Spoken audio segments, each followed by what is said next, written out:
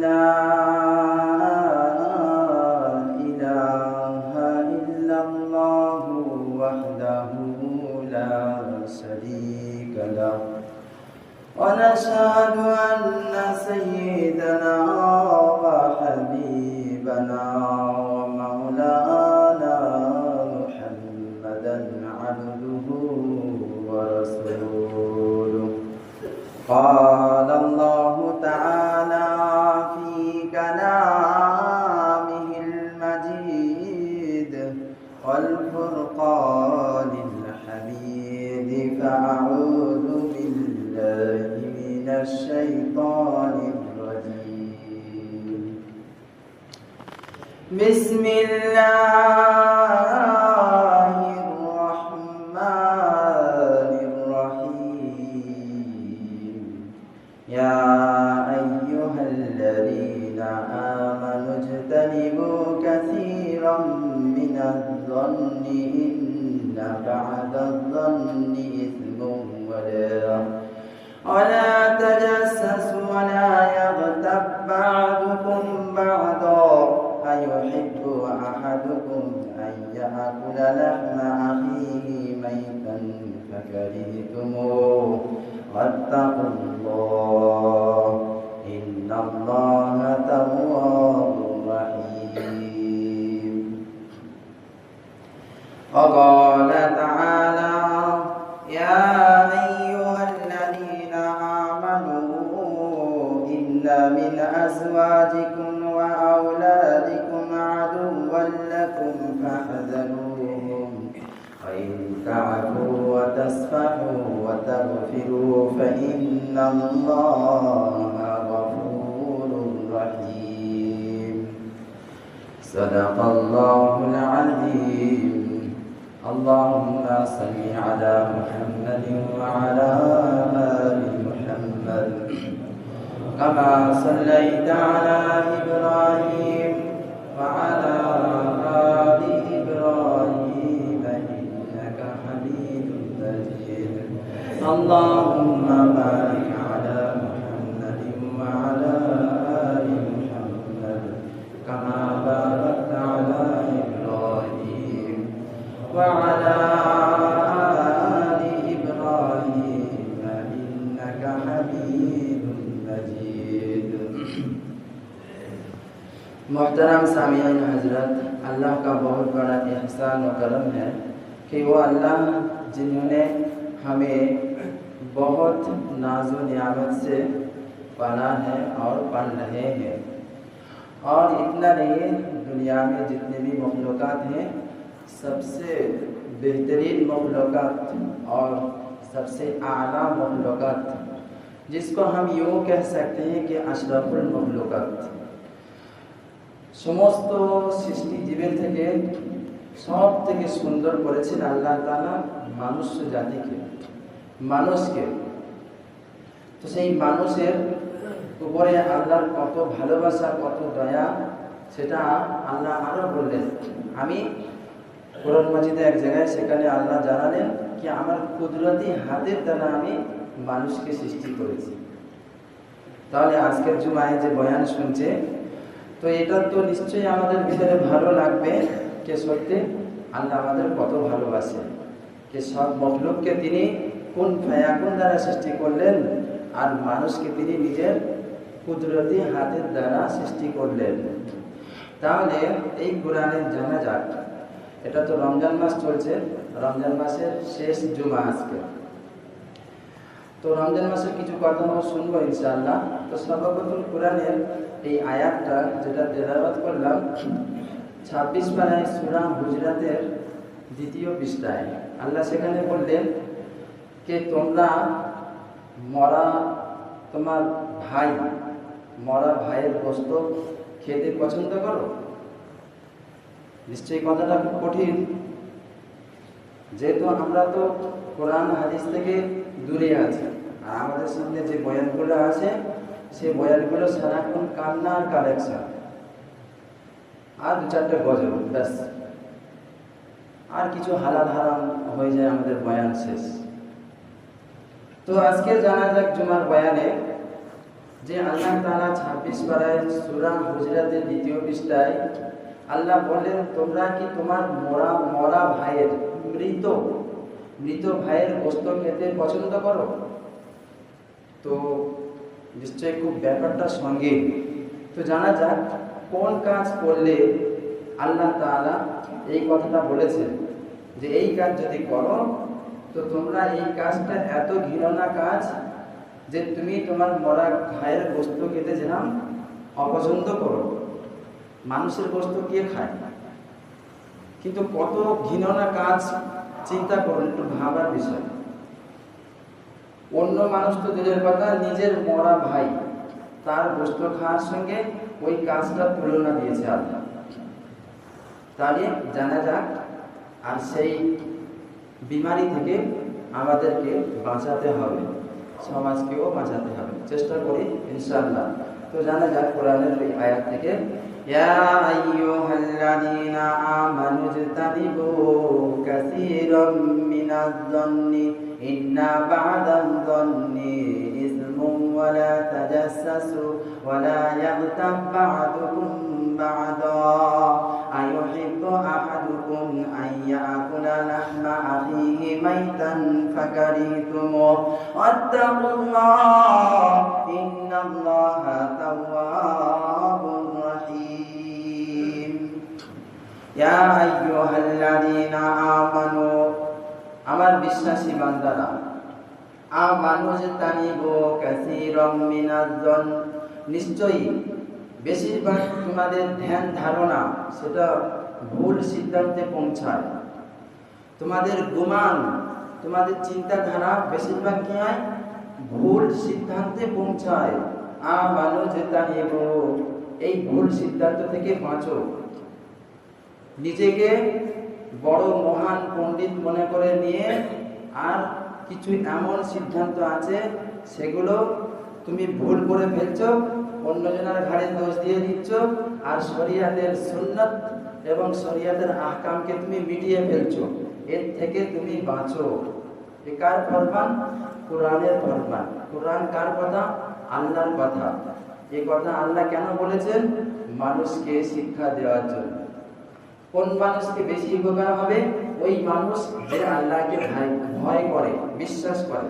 আল্লাহ সেই জন্য শুরু থেকেই বলেছে, ইয়া আইয়ুহাল্লাযীনা আমানু, আমার বিশ্বাসী বান্দারা, ইজতানিবু, বাঁচো, কাসীরাম মিনাজ-যন্নি, बहुत सारे ऐसे जन गुमान है जिसे तुमको बहुत नीचे तक पहुंचा देता है, यहाँ तक कि तुम्हारी वजह से तुम्हारी खानदान, तुम्हारे पूरा मोहल्ला और तुम्हारे जितने भी दोस्त अकारीब है, ये तमाम के तमाम बर्बाद हो, नस्त नाबूद हो जाते हैं। इज्तनिबु कसीरम मिनज़-ज़न्नि इन्ना बअदज़-ज़न्नि इस्मुन व ला तजस्ससु, और जासूसी मत करो। वला তাজাসসু, জাসুসি অর্থাৎ যেটাকে আমরা বলি গোয়েন্দা। এর বউ কি করছে, ওর স্বামী কি করছে, এর বাড়ি কি হচ্ছে, ওর বাড়ি কি হচ্ছে, এ কি করছে, ও হুজুর কি করছে, ও হাজি সাহেব কি করছে, জাসুসি মত করো। ও মসজিদ কি করছে, জাসুসি করো না। ওয়ালা তাজাসসু, কিছু তুমি যে জাসুসি করছো, তোমার কি সরকারের তরফ থেকে কোনো কানুনি তোমাকে সিআইডি করা হয়েছে, কি মসজিদের তরফ থেকে, কি কারোর ফ্যামিলির তরফ থেকে? তো ফির তোমার ভিতরে এই ভূত কি করে এলো? এর তার কথা না, তুমি সবসময় এর তার পিছনে সমালোচনা করতে থাকো। এদের সংসারে ওদের সংসারে তুমি সবসময় লাগানো বেজানো কাজ করতে থাকো। এর কারবারের লেভেল ওর কারবারের লেভেলে তুমি জাসুসি করে কারোর কারবারকে তুমি চৌপাট করে দিচ্ছ, কারোর কারবারকে তুমি আবার আগের দিকে টেনে নিয়ে চলে যাচ্ছ। অর্থাৎ এই বিভিন্ন যে জাসুসি কাজ, ওয়ালা তাজাসসু, এই জাসুসি মত করো, জাসুসি করো না। কারণ তোমার এই জাসুসি এটা গীবতে পরিণত হবে। আর এই গীবতের ভাগ বেশিরভাগ মেয়েরা নিয়ে নেয়। দুটো মেয়ে যেই এক জায়গায় হবে, চাই সেতে নিজের বোন হোক আর নিজের মা হোক আর দুটো যাই হোক, অর্থাৎ দুটো মেয়ে এক জায়গায় হলে 10টা কথায় দুটো কথা নিশ্চয়ই গীবত চুগলি বার হয়ে যাবে বেশিরভাগ। 100 ভিতরে 98 কি 99। ছেলেদের তো চা দোকান, এমনি দোকান বা হাটে ঘাটে গেলে কিছু করে ফেলে, বাকি টাইমটা চুপচাপ। ঠিক মেয়েদেরও ঠিক সেম একই প্রবলেম। ওয়ালা তাজাসসু ওয়ালা ইয়াকতাব বা'দুকুম বা'দা আইয়ুহিব্বু আহাদুকুম। আল্লাহ এইবার বলছে তোমাদের ভিতরে কিছু কিছু মানুষ যারা এমন কাজ করে, আইয়ুহিব্বু আহাদুকুম, তোমরা কি পছন্দ করো? আইয়ুহিব্বু আহাদুকুম আইয়াকুলা লাহমা আখিহি মাইতান ফাকারিহতুমু। তোমার মৃত ভাইয়ের গোশত খেতে তোমরা কি পছন্দ করো? কত কঠিন কথা বলেন। আইয়ুহিব্বু আহাদুকুম আইয়াকুলা লাহমা আখিহি, লাহম মানে গোশত, আখি মানে নিজের ভাই, মাইতান মৃত, তোমার মৃত ভাইয়ের গোশত খেতে তুমি পছন্দ করো কি? তো আজকের এই বয়ান যতদূর আমার যাচ্ছে, আমরা চেষ্টা করব আমাদের লাইফে যতদিন বেঁচে থাকব কারণ পিছনের দোষ টেনে তুলে সমাজে সেটা ইন্টারফেয়ার করে আর সেটার উপর ভিত্তি করে, চাই নিজের বিবি হোক, শালা হোক, বোনাই হোক, দোস্ত হোক, ভাই হোক, কেউ হোক, যদি এরকম কেউ করে তো মনে করে নাও এ এত বড় ঘৃণা কাজ করলো যে নিজের ভাইয়ের মরা গোশত খেতে পছন্দ করলো। এক তো গীবত হারাম, গীবত করা আল্লাহ নবী সাল্লাল্লাহু আলাইহি ওয়াসাল্লাম বলছেন যে কিছু আগুন যখন জ্বালায় মানুষ কাঠ দিয়ে, তো ওই কাঠ যখন আগুনের মধ্যে দেওয়া হয় তো আগুন কি করে, সেই কাঠটাকে জ্বালিয়ে পুড়িয়ে ছারখার করে ফেলে। তো গীবতে এমন একটা ভাইরাস বিমারি যখন মানুষের ভিতরে অ্যাটাক করে, তো তার যত নেকির আমল থাকে, মনে করেন না অনেক হজ আছে, অনেক উমরা আছে, অনেক কোরআন তেলাওয়াত, অনেক দান খায়রা সদকাত, অনেক নফল নামাজ, অনেক ইবাদত আছে, মুহূর্তের মধ্যে পুরো আমল নামা একদম সাফা চার হয়ে যাবে, ফিনিশ হয়ে যাবে। যার নামে গীবত করছে তার আমল নামায় গিয়ে অ্যাড হবে, জুড়ে যাবে। কত বড় ভয়ঙ্কর জিনিস এটা আল্লাহ নবী সাল্লাল্লাহু আলাইহি ওয়াসাল্লাম জানিয়েছেন। তাহলে এর থেকে আমাদেরকে সাবধান হওয়া, বাঁচা খুবই জরুরি। কারণ আমাকে তো কোনো লাভই হলো না, বালকে নিজে যতটুকু আমল ছিল সেটুকুও বরবাদ হয়ে গেল। আর এটা বলেছেন আমাদের নবীজি। আল্লাহ বলেছেন মরা ভাইয়ের গোশত খেতে কি পছন্দ করো, আর নবীজি বলছেন কি তোমার আমল নামা পুরো সাদা হয়ে যাবে। তাহলে এর থেকে বাঁচা আমাকে জরুরি। আর গুনাহ তো হবেই হবে, তার তো ভাগ তো নিতেই হবে। কত বড় ক্ষতি, যাকে তুমি গুনাহগার মনে করে তার পিছনে অনেক কথা দোষ ত্রুটি ধরলে, চাই তোমার বিবি, চাই তোমার আত্মীয় স্বজন, চাই তোমার মহল্লাবাসী, চাই তোমার দোস্ত বন্ধু, এটা হতেই থাকে, শয়তান লাগায়। তো এবারে জানি যে এর থেকে বাঁচা জরুরি। এবার আল্লাহ আরো কি বলছে দেখেন, যদি তোমার বিবি হয়, বিবি থেকে শুরু বেশি হয়, বিবি আর মা, তুমি যতই খিদমত করবে ততই নাশুকরি করবে। কারণ একটা ছেলে হলে তো কোনো ব্যাপার না, বইয়ের ঘাড়ে দোষ চাপে দেবে। 2-3টে ছেলে হলে তখন বলবে ওই ছেলে ভালো, এই ছেলে খারাপ, ওই ছেলে দেখে না, এইরকম ব্যাপার হয়ে যায়। বাপ মার কাছে ডিফারেন্ট করে, সবাইকে ভালোবাসে, আবার অনেক বাপ মা খুবই ভালো, কিন্তু বেশিরভাগ মেয়েরা কি করে, নাশুকরি করে দেয়। কি করেছো সারা জিন্দগি? কিছু করোনি। তো তার গীবত, চুগলি, বহতান এমনভাবে শুরু হয়, বলছে যে তাকে কেমন জায়গায় পৌঁছায়, আর সেই জায়গায় সে মদখোর, জুয়াখোর, বেসাহারা হয়ে যায়, তালাকের নৌবত পর্যন্ত চলে আসে। তো ওই জায়গায় না আসার জন্য আল্লাহ কোরআন শরীফে 28 পারায় সূরা তাগাবুন, সূরা তাগাবুনের 2য় পৃষ্ঠায় আল্লাহ মাঝখানের দিকে বললেন, ইয়া আইয়ুহাল্লাযীনা আমানু ইন্না মিন আজওয়াজিকুম ওয়া আওলাদিকুম আদুওয়ান লাকুম ফাহযারুহুম ওয়া ইন তা'ফু ওয়া তাসফাহু ওয়া তাগফিরু ফাইন্নাল্লাহা গফুরুর রাহিম। হে আমার বিশ্বাসী বান্দারা, ইয়া আইয়ুহাল্লাযীনা আমানু ইন্না মিন আজওয়াজিকুম, তোমার বিবি, আওলাদিকুম, তোমার সন্তান, মিন আদুউইল লাকুম, যদি তোমার দুশমন হয়ে যায়, ওয়া ইন তাআফু ফাহযারু, তুমি নজরআন্দাজ করে দাও, ওয়া ইন তাআফু, মাফ করে দাও, ওয়া তাসফাহু, দরগুজার করে দাও, ওয়া তাগফিরু, ক্ষমা করে দাও, ফাইন্নাল্লাহা গফুরুর রহিম, আল্লাহ তাআলা বড় দয়ালু, তিনি বড় ক্ষমাশীল। বিবি বাচ্চা এর দুশমন কি করে হলো? তাহলে কি আল্লাহ কোরআনে ঝুট বললো? তাহলে এটা জানার বিষয়। তো এই বিষয়টা কেমন? আল্লাহ তাআলা বললেন, আল্লাহ কোনো সময় ঝুট বলে না সর্বপ্রথম। আর আল্লাহ যেটা বলেছেন আমাদের বোঝার ক্ষমতা নেই, আর যারা বোঝায় তাদের কথা শুনতেও চাই না, যার কারণে ক্ষতির উপরে ক্ষতি হয়ে যায়। যারা শুনে বোঝার চেষ্টা করেন, আল্লাহ ঠিক বোঝার তৌফিক দান করেন। আল্লাহ বললেন যে বিশ্বাসী বান্দারা, তোমার বিবি, তোমার আওলাদ, তোমার দুশমন কেমন? তোমার দুশমন কোন দিক থেকে হচ্ছে? ভালো করে খেয়াল করেন। আজকের বিবি বাচ্চার জন্য রোজা রাখতে পারছে না, তারাবি করতে পারছে না, 5 ওয়াক্ত নামাজ পড়তে পারছে না, কোরআন সারা জিন্দেগি যে কোরআন আজকের মজেজা, সেই কোরআন এক নজর খুলে চুমো খাবে, এতটুকু সময় নেই তার, কোরআন পড়তেই পারে না সে। তাহলে ইয়ে কার জন্য করছে? এতগুলো জিনিস ইয়ে পারলো না কেন? একটা উত্তর আসবে, কারবার ঠিক চলে না, অভাব। অভাবটা কেন? বিয়ে করেছি, বউ খাওয়াতে পারছি না, তাহলে সেই ঘাড়ে দোষ আসছে বউ আর বাচ্চার জন্য, অর্থাৎ ফ্যামিলির জন্য।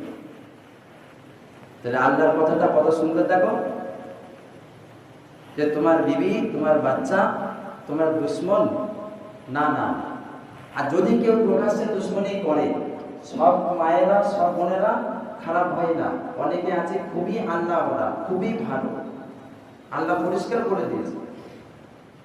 যদি ওখানে গ্রামারের কায়দা আছে, মিন আজওয়াজিকুম ফাহযারু, छोड़ दीजिए उसको, वा इन ताफू, माफ कर दीजिए, वा तस्फाहू, गुस्सा ना कीजिए, दरगुजर कर दीजिए।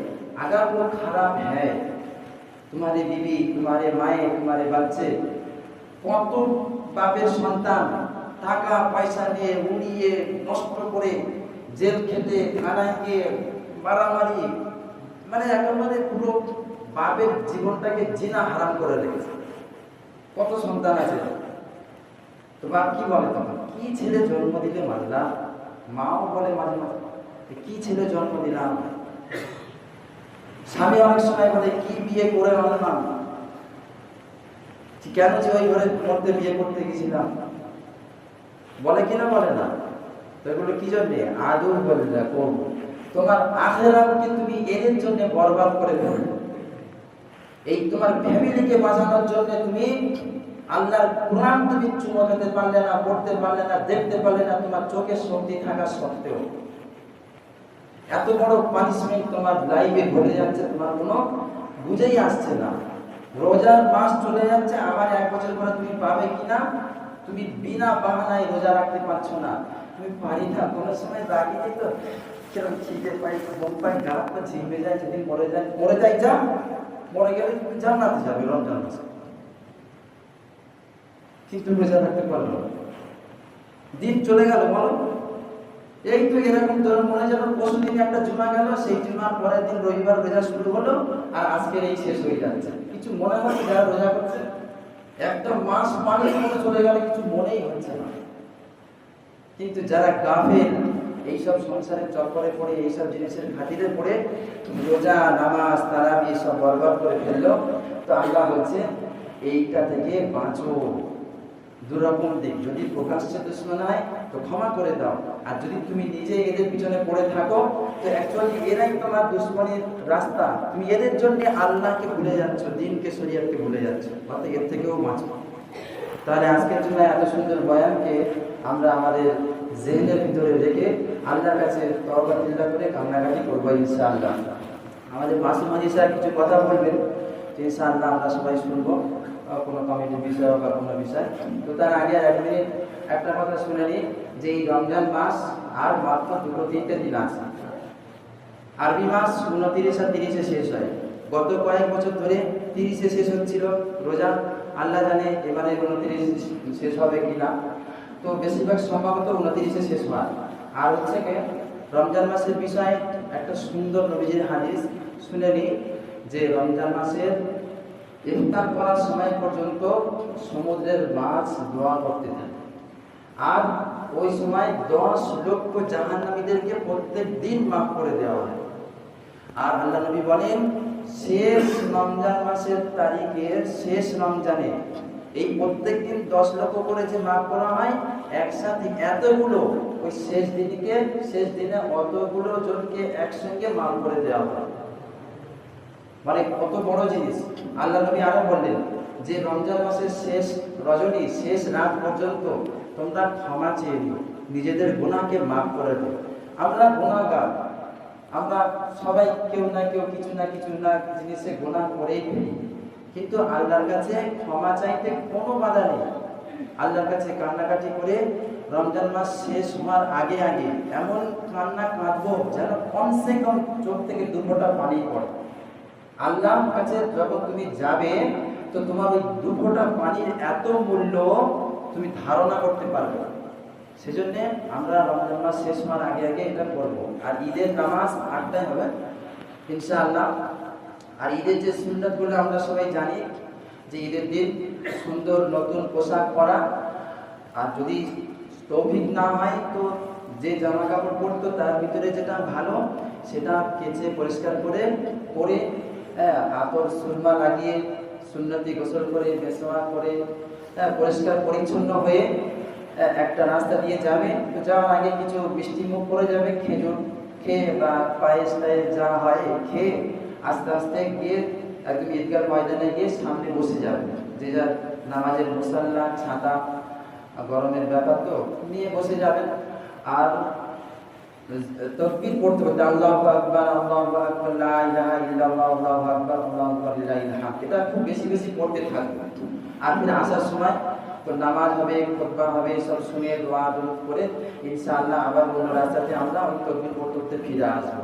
তারপরে মেন যে ঈদের যে খুশি, আল্লাহ তো ওই দিন সবাইকে ক্ষমা করে দেয়, কিন্তু তোমার আত্মীয় স্বজন পরিবার পরিজন যারা যেখানে আছে চেষ্টা করবো তাদের সঙ্গে সাক্ষাৎ করা, চাই বাইক চড়ে হোক গাড়ি করে হোক যে কোনো প্রকারে গিয়ে, সে যদি নাও বা আসে তোমার যদি শক্তি থাকে তো যাও, খালা মামা চাচা ফুফি গরিব বড় লোক যেই হোক এক ধারতে শক্তি থাকলে তাদের কাছে যাও, নতুবা তাদেরকে তোমাদের কাছে ডেকে নিয়ে এসো। এটা একটা বিশাল বড় খুশি। আত্মীয়তার সম্পর্ক যে যত বেশি স্ট্রং রাখবে তার হায়াত তত বেশি বেড়ে যায় আর তার জিন্দগিতে বেশি বরকত হয়।